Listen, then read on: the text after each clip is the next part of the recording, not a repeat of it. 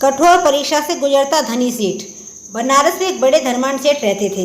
वह विष्णु भगवान के परम भक्त थे और हमेशा सच बोला करते थे। एक बार जब भगवान सेठ जी की प्रशंसा कर रहे थे, तभी माँ लक्ष्मी ने कहा, स्वामी आप इस सेठ की इतनी प्रशंसा किया करते हैं, क्यों ना आज इसकी परीक्षा ली जाए और जाना जाए कि क्या वह सचमुच इसके लायक है या नहीं। भगवान बोले, ठीक है। अभी सेठ गहरी निद्रा में है, आप उसके स्वप्न में जाएं और उसकी परीक्षा ले लें। अगले ही क्षण सेठ जी को एक स्वप्न आया। स्वप्न में धन की देवी लक्ष्मी उनके सामने आई और बोली, हे मनुष्य, मैं धन की दात्री लक्ष्मी हूँ। सेठ जी को अपनी आंखों पर यकीन नहीं हुआ और वो बोले, हे माता, आपने साक्षात अपने दर्शन देकर मेरा जीवन धन्य कर दिया है। बताइए मैं आपकी क्या सेवा कर सकता हूँ।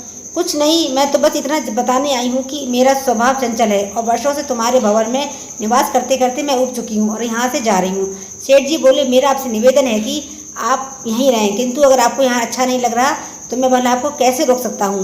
आप अपनी इच्छानुसार जहाँ चाहे जा सकती हैं। और माँ लक्ष्मी उसके घर से चली गई।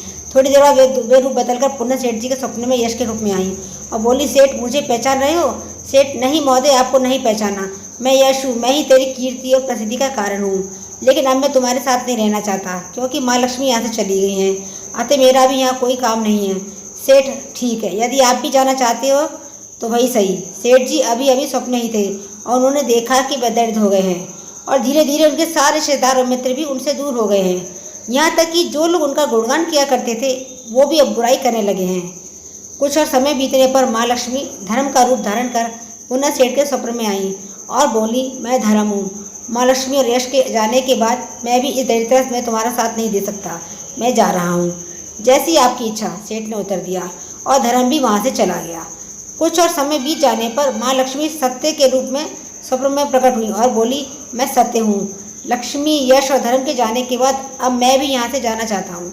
ऐसा सुन सेठ जी ने तुरंत सत्य के पांव पकड़ लिए और बोले, हे महाराज, मैं आपको नहीं जाने दूंगा। भले ही सब मेरा साथ छोड़ दें, मुझे त्याग दें, पर कृपया आप ऐसा मत करिए।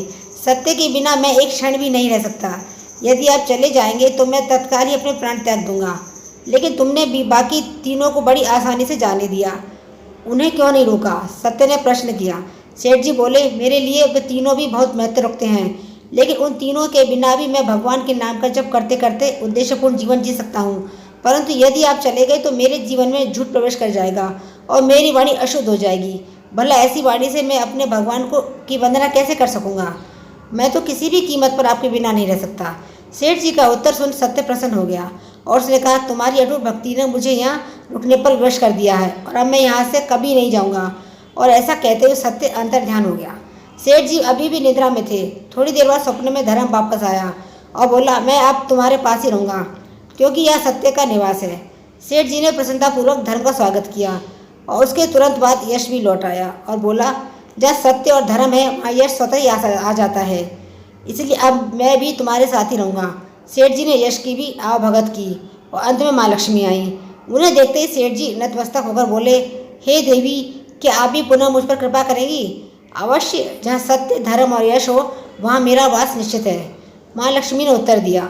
यह सुनते ही सेठ जी की नींद खुल गई। उन्हें यह सब स्वप्न लगा, पर वास्तविकता में एक कड़ी परीक्षा से उत्तीर्ण होकर निकले थे। तो मित्रों, हमें भी हमेशा याद रखना चाहिए कि जहाँ सत्य का निवास होता है वहाँ यश, धर्म और लक्ष्मी का निवास स्वतः ही हो जाता है। सत्य है तो सिद्धि, प्रसिद्धि और समृद्धि है। तो दोस्तों, आशा करती हूँ आपको कहानी अच्छी लगी होगी। अगर अच्छी लगी हो तो प्लीज़ चैनल को लाइक और सब्सक्राइब करना ना भूलें। कहानी सुनने के लिए आपका बहुत बहुत धन्यवाद।